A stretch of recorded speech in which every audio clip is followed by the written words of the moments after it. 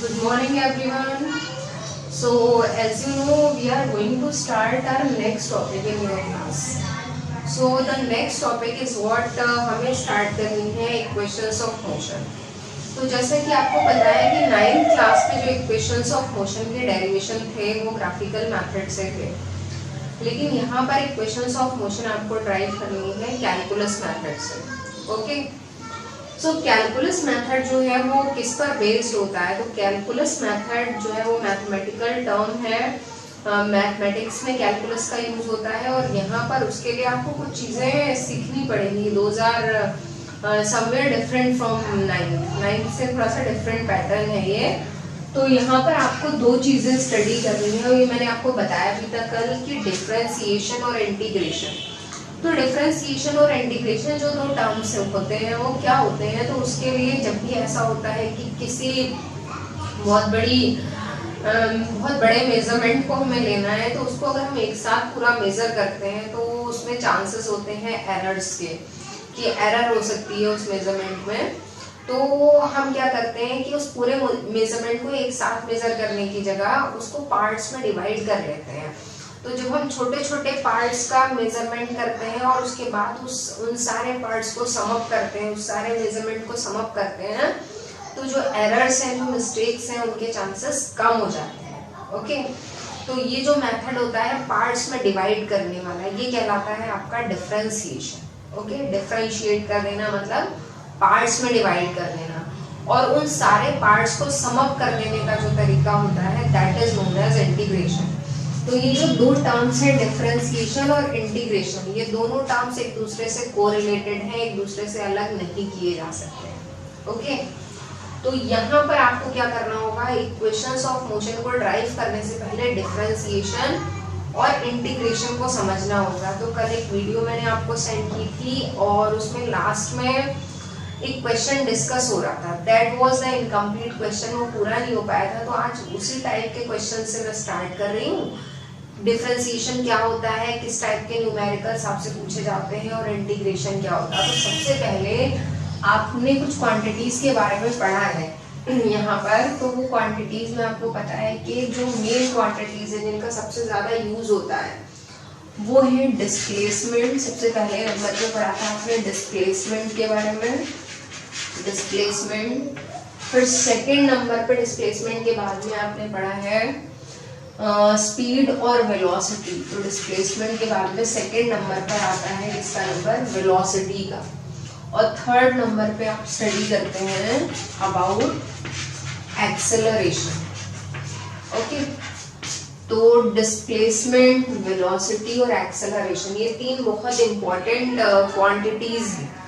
तो इस टाइप के न्यूमेरिकल्स में क्या होता है कि अगर आपको डिस्प्लेसमेंट गिवन है और डिस्प्लेसमेंट से की हेल्प से आपको वेलोसिटी फाइंड करनी है, या वेलोसिटी गिवन है उसकी हेल्प से आपको एक्सेलरेशन फाइंड करना है, तो कुल मिलाकर अगर आपको इस सीरीज में जाना है, जो आपका ऑर्डर है जिससे आपको कन्वर्जन टू कन्वर्जन करते हुए इस सीरीज में, इस ऑर्डर में जाना है, तब हम जो मेथड यूज करते हैं that method is what, differentiation. सबसे पहले तो ये बहुत एक आसान तरीका है पहचानने का, आइडेंटिफाई करने का कि डिफरेंशिएशन का मेथड हम कब यूज करेंगे और इंटीग्रेशन का मेथड कब यूज करेंगे. तो फर्स्ट ऑफ ऑल डिफरेंशिएशन कब हमें यूज करना है, जब हमें डिस्प्लेसमेंट से वेलोसिटी, वेलोसिटी से एक्सेलरेशन, इस ऑर्डर में जो चेंजेस हैं उनको ऑब्जर्व करना होगा.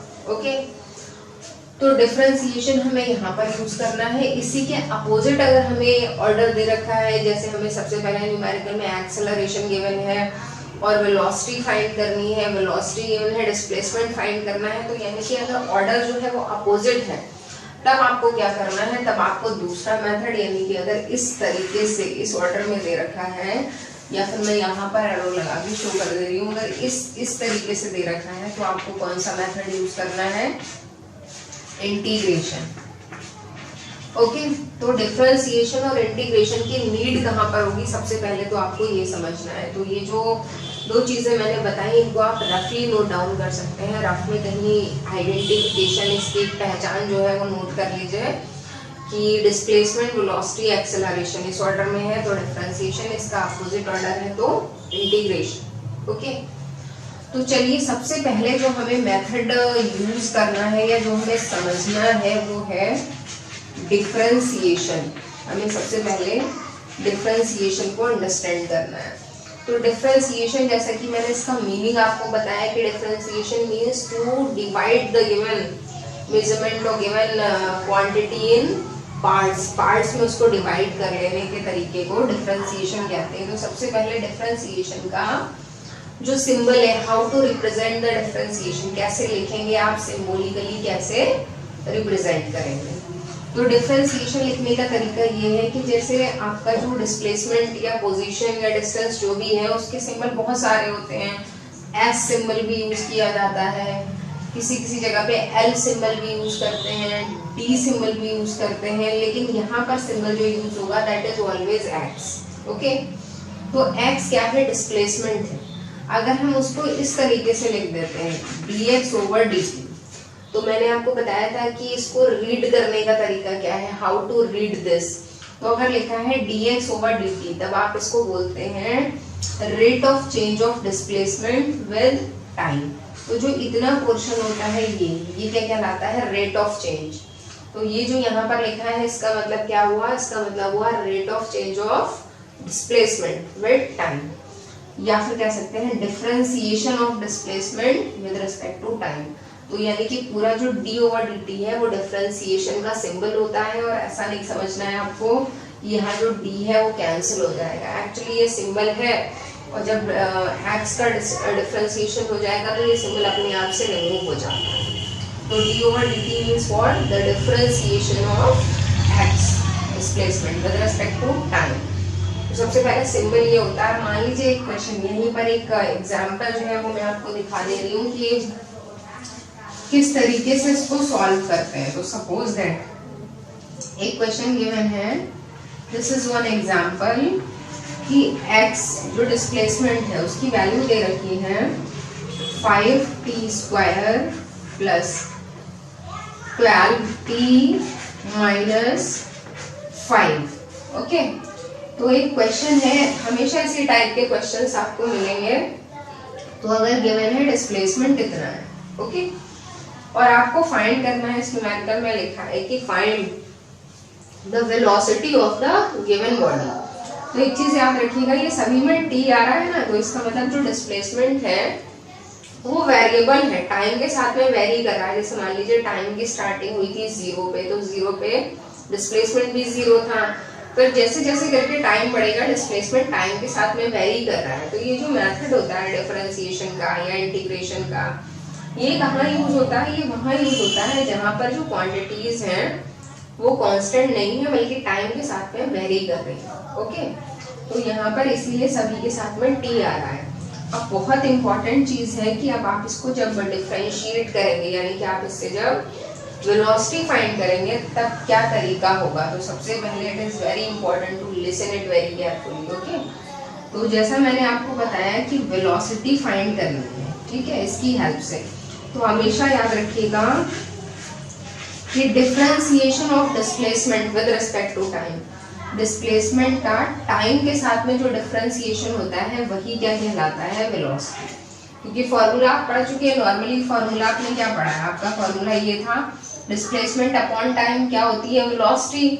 अब यहाँ पर वही चीजें क्या है, वेरिएबल है, कांस्टेंट नहीं है, टाइम के साथ में चेंज हो रही हैं। तो dx ओवर dt यानी कि differentiation of displacement with respect to time, time के साथ डिस्प्लेसमेंट का जो डिफरेंशिएशन होता है वही क्या कहलाता है, वेलोसिटी। तो ये तो तरीका है रिप्रेजेंट करने का, कैसे लिखना है। अब डिफरेंशिएशन कैसे करेंगे, तो उसके लिए ये तो इतना पार्ट तो सिंबल है, बाकी बचता है x। x यहाँ गिवन है तो हम x की वैल्यू यहाँ पर पुट कर देते हैं 5t square plus 12t minus 5। Okay, तो इसको हमने यहाँ इस तरीके से नोट डाउन कर दिया। अब हमें क्या करना है, हमें हर एक टर्म का अलग अलग डिफरेंशिएशन करना है। तो देखिए, एक तो ये मेथड है कि आप हर एक टर्म के साथ डिफरेंशिएशन का सिंबल लगा दें। तो क्योंकि ये फर्स्ट न्यूमेरिकल है तो हर एक स्टेप को प्रॉपरली मैं समझा दे रही हूँ, बाद में चाहे तो थोड़े से स्टेप्स को स्किप भी कर सकते हैं, ठीक है। तो देखिए जैसे अब हमें यहाँ पे डिफरेंशिएट करना है तो हमेशा डिफरेंशिएशन का एक तरीका होता है कि जो नंबर्स होते हैं वो नंबर्स जो है वो कांस्टेंट होते हैं और उनको आउटसाइड लिख सकते हैं। तो यहाँ 5 को आउटसाइड लिख लिया, अलग कर दिया, फिर लगाया हमने सिंबल d/dt और किसका डिफरेंशिएशन होगा, टाइम का। ठीक है, तो जो टर्म बचा है वो है t²। एक चीज याद रखिएगा कि हमेशा डिफरेंशिएशन आप जिसके रेस्पेक्ट में कर रहे हैं, टाइम के रेस्पेक्ट में कर रहे हैं, तो टाइम का ही होगा। मतलब अगर यहाँ कोई और क्वांटिटी होती है, एक्स होता है या जो भी होता, उसका डिफरेंशिएशन नहीं होता। तो हमेशा डिफरेंशिएशन के लिए यहाँ जो लिखा है और जो यहाँ लिखा है वो मैच करना चाहिए, तभी डिफरेंशिएशन पॉसिबल है। या इंटीग्रेशन दोनों में सेम है कि वेरिएबल जो जिसके रेस्पेक्ट में आप कर रहे हैं वो वेरिएबल सेम होना चाहिए। तो यहाँ पर 5 जो है वो आउटसाइड आ जाएगा और d/dt जो सिंबल था वो हमने किसके साथ में लिख दिया, t² के। प्लस इसी तरह से दूसरे टर्म के साथ में हम सेम प्रोसेस करेंगे, तो 12 d/dt और अब की बार में वेरिएबल क्या है दूसरा वाला, टाइम की पावर 1 माइनस। अब देखिए यहाँ पर जो है वो 5 हम लिखें और d/dt किसके साथ में लगाएंगे, वेरिएबल तो प्रेजेंट है ही, तो जहाँ वेरिएबल प्रेजेंट नहीं है वहां पर एक तो ये है कि डायरेक्ट ये 0 हो जाएगा, या फिर आप चाहें तो आप ऐसे करके भी लिख सकते हैं कि जहां पर वेरिएबल की प्रेजेंस नहीं है इसका मतलब उसकी पावर कितनी है, 0। ओके, तो हमने तीनों टर्म के साथ इसको अलग अलग डिवाइड करके लिख दिया। अब देखिए अब यहाँ से स्टार्ट होता है डिफरेंशिएशन कैसे करना है।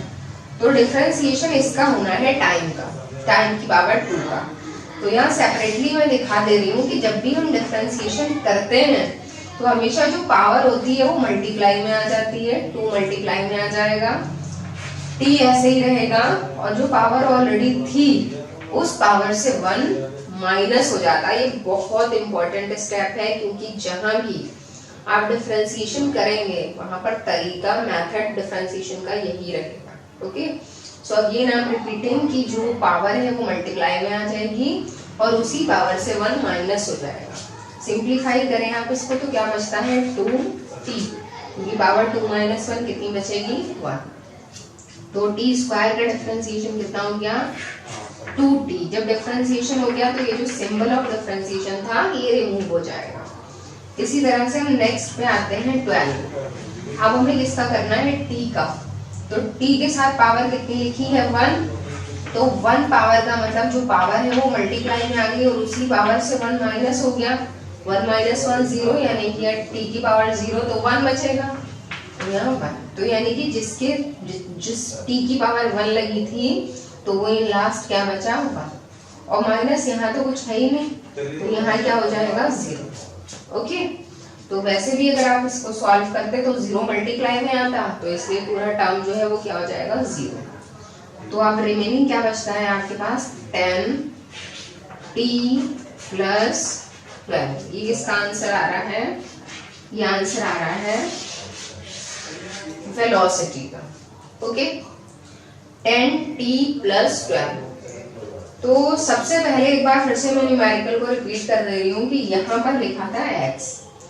अब आपको क्या करना था, वेलोसिटी फाइंड करनी थी, तो यानी कि x का डिफरेंशिएशन टाइम के साथ करा, फिर इस सिंबल को यहाँ जो x की वैल्यू थी वो पुट कर ली, उसके बाद हर एक टर्म के साथ हमने सिंबल को ब्रेक कर दिया और फिर हर एक टर्म का हमने डिफरेंशिएशन करना स्टार्ट किया। और जब डिफरेंशिएशन करेंगे तो उसका तरीका है कि जो पावर है that will be in multiplication और उसी पावर से 1 माइनस हो जाएगा। हर एक को, अगर आपको स्टार्टिंग में भी प्रॉब्लम है क्योंकि ये न्यू मेथड है, तो आप क्या करते जाएंगे कि हर एक को सेपरेटली डिफरेंशिएट करते जाएंगे, फिर यहाँ पुट कर लेंगे बाद में। तो हमने सॉल्व किया तो हमारे पास इतना आंसर आया। अब मान लीजिए इसी न्यूमेरिकल में आपको एक चीज और फाइंड कराई जा रही है, आपसे कहा जा रहा है कि फाइंड द एक्सेलरेशन आल्सो। तो ऑर्डर आपने देखा कि डिस्प्लेसमेंट से वेलोसिटी पे जाना था तो डिफरेंशिएशन किया, अब वेलोसिटी से एक्सेलरेशन पे जाना है तो फिर से क्या करना है, डिफरेंशिएशन। ठीक है, तो देखिए अब आपके पास कौन सा रिलेशन है, अब ये वाला रिलेशन है। अब आप जब इसका डिफरेंशिएशन करेंगे तो आप लिखेंगे a, symbol of acceleration is equal to किसका करना है, आपकी बात में डिफरेंशिएशन इसका, तो आपने लिखा dv/dt। फिर से जो मैंने अभी बताया था कि आप क्या करेंगे, v की वैल्यू पुट करेंगे, कितनी है 10t + 12। तो d/dt और ब्रैकेट के अंदर आपने लिखा 10t + 12। ओके, तो यहाँ पर फिर से आपने दोनों के साथ में इसको ब्रेक कर लिया। 10 नंबर है, स्टार्टिंग में आ जाएगा d/dt, पहला टर्म आपका हो गया t प्लस, यहाँ पर कोई भी वेरिएबल नहीं है तो जैसा मैंने अभी आपको बताया था d/dt और t की पावर 0, ये स्किप कर सकते हैं। इसमें आप डायरेक्ट यहाँ पे 0 आपको याद रखना है, जिसमें वेरिएबल नहीं है उसका डिफरेंशिएशन डायरेक्ट क्या हो जाता है, 0 हो जाता है। ओके, तो देखिए इसको सॉल्व किया, 10 ये t था, ये कितना बच जाएगा 1 और प्लस ये वाला कितना हो जाएगा 0, कितना बचा 10। तो एक्सेलरेशन कितना आया 10, उसकी यूनिट लिख देंगे मीटर पर सेकेंड स्क्वायर, यानी कि एक्सेलरेशन में कोई भी वेरिएबल आया ही नहीं। तो हो सकता है क्वेश्चन ये भी हो कि find out from this relation find the velocity and acceleration and show that acceleration is constant. तो देखिए एक्सेलरेशन टाइम पे डिपेंडेंट नहीं है, इसमें टाइम का कोई भी टर्म नहीं आ रहा है, तो एक्सेलरेशन कैसा है, कांस्टेंट। जबकि वेलोसिटी टाइम पे डिपेंडेंट थी, उसमें एक जगह t आ रहा था। ठीक है, अब मान लीजिए क्वेश्चन के एक पार्ट में ये भी लिखा है कि find the velocity and displacement eight t = 0। तो अगर t = 0 वाले टाइम पे, अब यहाँ टाइम जो हमें आ रहा है तो बहुत आसान है कि किसी भी टाइम पे आप फाइंड कर सकते हैं। अगर t = 0 पे आपको ये फाइंड करना होता है डिस्प्लेसमेंट, तो जहाँ जहाँ t आ रहा है वहाँ आपको क्या कर देना था 0। तो अगर यहाँ 0 करते तो कितना बचता 5, और वो भी माइनस का, तो डिस्प्लेसमेंट कितना -5 मीटर। वेलोसिटी अगर आपको t 0 पे फाइंड करनी होती तो 10 × 0, ये 0 हो जाता, कितनी बचती 12 मीटर पर सेकेंड। तो क्वेश्चन जो कंप्लीट होगा वो इसी टाइप का हो सकता है, क्योंकि एक कंप्लीट न्यूमेरिकल इस तरह का दे रखा होगा, x दे रखा है। डिफरेंशिएशन अभी हम स्टडी कर रहे हैं तो हमेशा आपको x से दिया होगा या v दिया होगा और उसके आगे वाली सीरीज पे जाना होगा। तो x दे रखा है और आपसे कहा है कि फाइंड वेलोसिटी, फाइंड एक्सेलरेशन, और अगर ये भी दे रखा है कि एट दिस टाइम, तो जो भी टाइम है उसकी वैल्यू आप पुट करिए, सॉल्व करिए, that will be the answer. ठीक है, तो इस टाइप के जो न्यूमेरिकल्स हैं जिसमें कि डिस्प्लेसमेंट या वेलोसिटी या एक्सेलरेशन फाइंड करना है और टाइम भी गिवन है, तो those some more numericals I'll send on the group, और आपको इसकी प्रैक्टिस करनी है। ठीक है, उसके बाद आता है आपका दूसरा तरीका, जो क्या है इंटीग्रेशन। तो वो भी मैं एक्सप्लेन कर दे रही हूँ इसी वीडियो में। तो आई होप कि you all have written this. उसको इरेज करने के बाद दोबारा से इंटीग्रेशन का क्वेश्चन मैं आपको समझाने जा रही हूँ। ओके, तो अब आपको ये तो पता है कि डिफरेंशिएशन जो है उसमें हमें कौन सी सीरीज में जाना था। तो सबसे बेटर है कि जो इंटीग्रेशन है उसका आइडेंटिफिकेशन भी आप कर सकते हैं कि इंटीग्रेशन में आपको क्या करना होगा, इसके अपोजिट सीरीज में जाना। तो एक बार रिकॉल कर लीजिए, एक्सेलरेशन गिवन है, वेलोसिटी या डिस्प्लेसमेंट फाइंड करना है। ठीक है, तो देखिए integration I have written here, the method is what, method है आपका इंटीग्रेशन। इंटीग्रेशन का एग्जाम्पल है कि यहाँ गिवन है एक्सेलरेशन कितना है 5t² - 10t + 2, इतना गिवन है। एक्सेलरेशन फाइंड करनी है, वेलोसिटी और डिस्प्लेसमेंट।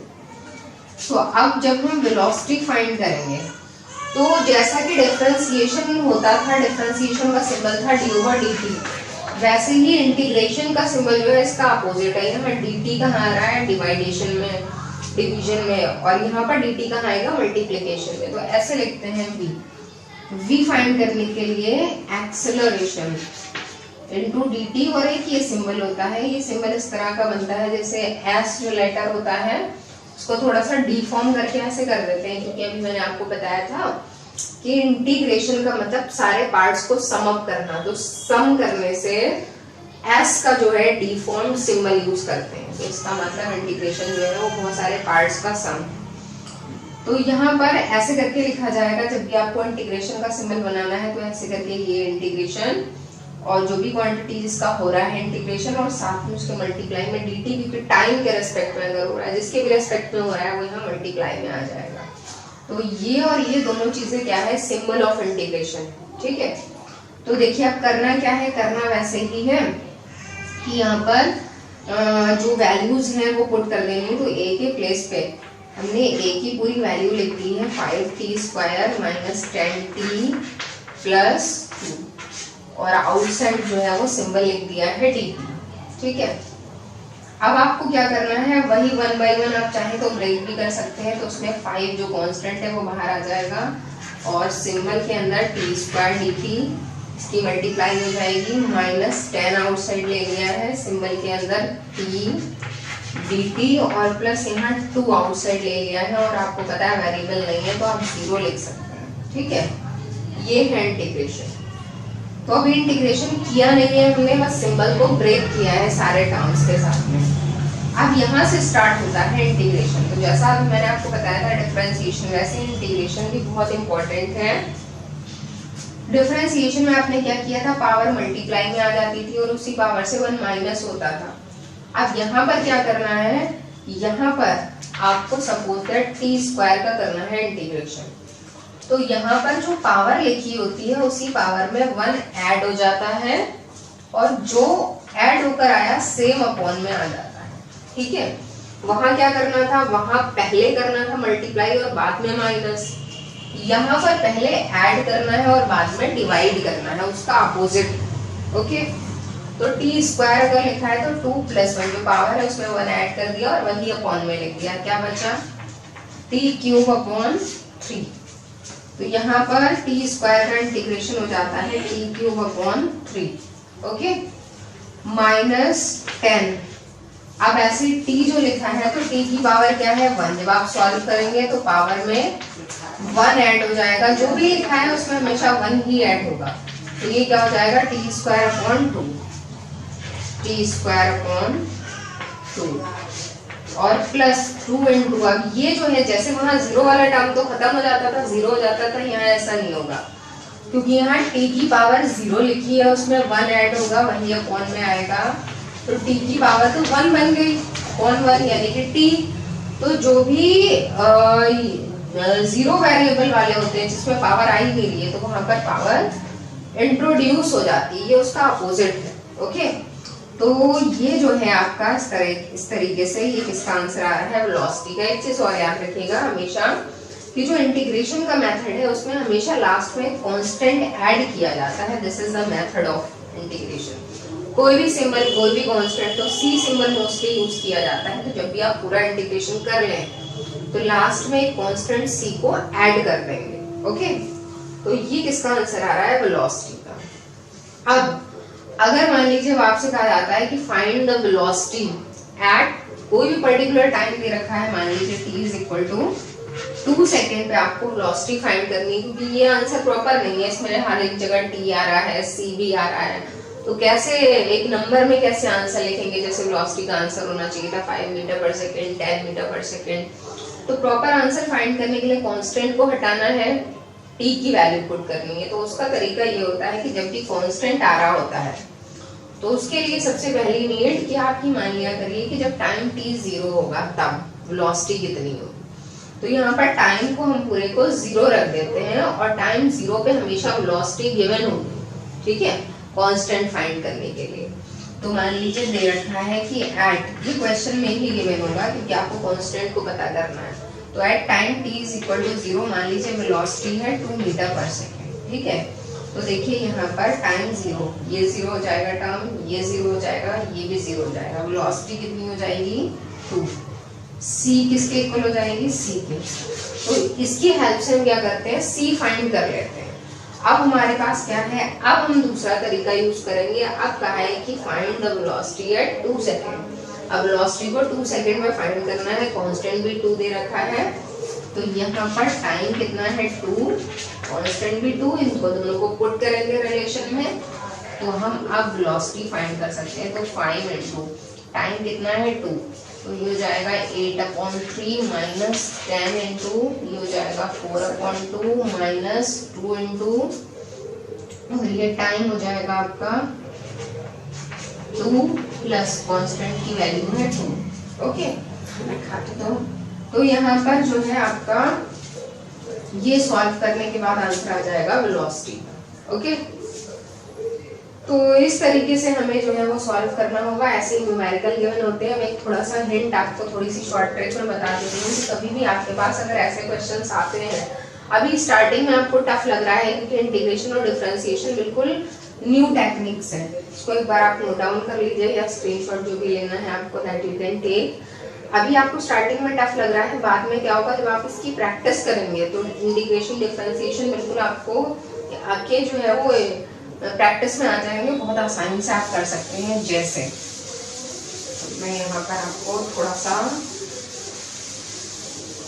इसका हिंट बता दे रही हूँ कैसे इसको याद रखते हैं। तो देखिए, हमेशा एक तो अच्छी बात ये है कि फिजिक्स में जो इंटीग्रेशन आ रहा है it is somewhere easy then maths. जैसे मैथ्स में यूज होता है उसमें बहुत इजी है यहाँ पे, क्योंकि इसमें कुछ सिलेक्टेड चीजें ही हैं जो यूज होनी है। तो सबसे पहले तो याद रखिएगा कि जैसे अगर दे रखा है T square, T cube, T या टी की पावर 0, कोई भी पावर दे रखी है, तो वहां पर आपको करना है क्या है, डिफरेंशिएशन। ठीक है, करना है आपको डिफरेंशिएशन। तो बहुत आसानी से आपको क्या करना है, जो भी पावर है 2t, उसी पावर से 1 माइनस हो जाएगा। तो इसकी प्रैक्टिस अगर आप करेंगे कि टी स्क्वायर लिखा है तो क्या बन जाएगा 2t, अगर टी क्यूब लिखा है तो 3t स्क्वायर, अगर टी लिखा है तो जहां भी सिंगल पावर होती है वो खत्म 1 हो जाएगी, और जहां ये है वहां डायरेक्ट 0 हो जाएगा। तो इनकी आप प्रैक्टिस करिए कि सीधा आपको सोचना नहीं, जो पावर लिखी है वो पावर तो मल्टीप्लाई में आ ही जानी है, उसके अलावा उन पावर से -1 भी होना है। ये तो डिफरेंशिएशन का तरीका है। जब आप इंटीग्रेशन पे आते हैं, इंटीग्रेशन की भी अगर आप अच्छी प्रैक्टिस कर रहे हैं, जैसे ये है, ये इंटीग्रेशन अगर आपको करना है, किसका करना है इंटीग्रेशन, तो यहाँ पर जैसे इसी टाइप से ये जो लिखा है मैंने यही है सारे, तो टी स्क्वायर का करना है। तो यहाँ पर आपको सीधा पावर बढ़ा के और वही अपॉन में लिख देना। टी स्क्वायर है तो क्या हो जाएगा, T cube upon 3, T cube है तो क्या हो जाएगा, टी 4 अपॉन 4, टी है अगर तो टी स्क्वायर अपॉन 2, टी की पावर 0 है तो टी की पावर 0 का मतलब यहाँ क्या आ जाएगा, टी। यहाँ पे पावर्स बढ़ती रहेंगी, वहाँ पावर्स घटती रहेंगी। ओके, तो ये इंटीग्रेशन और डिफरेंशिएशन में मेन डिफरेंस होता है। अब एक चीज़ और आपको यहाँ देखनी है कि ये जो आपका इंटीग्रेशन है, तो जब इंटीग्रेशन करते हैं तो जैसे सपोज दैट ये दे रखा है, मान लीजिए t3, जैसे मान लीजिए एक्सेलरेशन की वैल्यू थी t3 इतना एक्सेलरेशन दे रखा था, और आपको फाइंड करनी थी वेलोसिटी। तो आपने वेलोसिटी को फाइंड किया, तो आपने लिखा है इंटीग्रेशन AdV। तो जब आपने इसको इंटीग्रेट किया तो ये आपका हो गया, मैं डायरेक्ट लिख दे रही हूँ t4/4 + 3, यहाँ t आ जाएगा। तो एक चीज ये याद रखनी है कि इंटीग्रेशन जब हम करते हैं तो उसका मतलब हम पार्ट्स को सम अप कर रहे हैं। तो जब हम पार्ट्स को सम अप करेंगे तो जहां से हमने ऐड करना स्टार्ट किया है वो इनिशियल वैल्यू होगी कुछ, और जहां तक हम पहुंचे हैं वो फाइनल वैल्यू होगी। जैसे हम टाइम के रेस्पेक्ट में कर रहे हैं तो इसका मतलब ये हुआ कि शुरू में टाइम 0 रहा होगा, और जब हम लास्ट वाले पार्ट तक पहुंचे, क्योंकि हम फाइंड कर रहे हैं वेलोसिटी, जब हम लास्ट वाले पार्ट तक पहुंचे तो मान लीजिए टाइम हो जाता है 5 सेकंड। तो हम किस लिमिट के बीच में इंटीग्रेट कर रहे हैं, कहाँ से चलना स्टार्ट किया, कहाँ तक पहुंच गए। तो हमेशा इंटीग्रेशन में लिमिट्स भी यूज होती हैं। तो जैसे ये वाला आप इंटीग्रेशन कर रहे थे और उसमें मान लीजिए लिमिट हमेशा गिवन होंगी क्वेश्चन में, तो मान लीजिए लिमिट यही दे रखी है कि इनिशियल टाइम 0 है, फाइनल टाइम 5 है। तो यहाँ पर आपको छोटा सा ये सिंबल जो बना है, सिंबल पे नीचे 0 लिख देना है, ऊपर 5। तो ये 0 कहलाती है लोअर लिमिट, और ये 5 जो है ये कहलाती है अपर लिमिट। तो ये 0 to 5 अब जब आप इंटीग्रेशन कर चुके